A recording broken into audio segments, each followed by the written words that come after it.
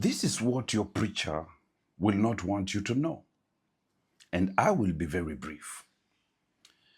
What your preachers are doing is that they are instilling fear because they don't want you to understand the truth thereof. They want you to be a subject of slavery, especially mental slavery. And we have to get into the Bible to understand this truth because Apostle Paul warns us of these things.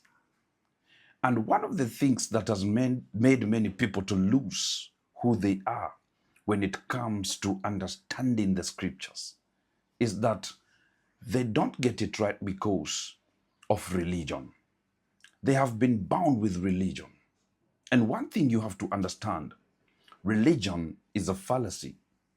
Religion has no essence of who God is. My dear brother, in simplicity, in the book of Galatians, chapter 1 and verse 6, Paul is talking about this thing and he's saying, I am astonished and extremely irritated that you're so quick shifting your allegiance and deserting him who called you by the grace of Christ for a different, even contrary gospel, which is really not another gospel. But there are obviously some people masquerading as teachers who are disturbing and confusing you with a misleading counterfeit teaching and want to distort the gospel of Christ, twisting it into something which is absolutely not. What am I trying to say, my dear brothers and sisters? Which is this another kind of gospel?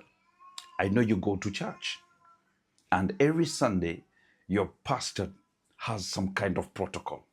It feels good. It feels nice as he preaches, and there are protocols of tithing, protocols of singing and dancing and doing all those things. So number one, tithing. When you study the scriptures, you'll get to understand tithing is not how your pastor is teaching you.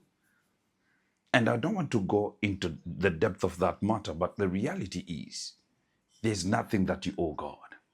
Number two, worshiping God. How you do it on Sunday, it is not how it should be.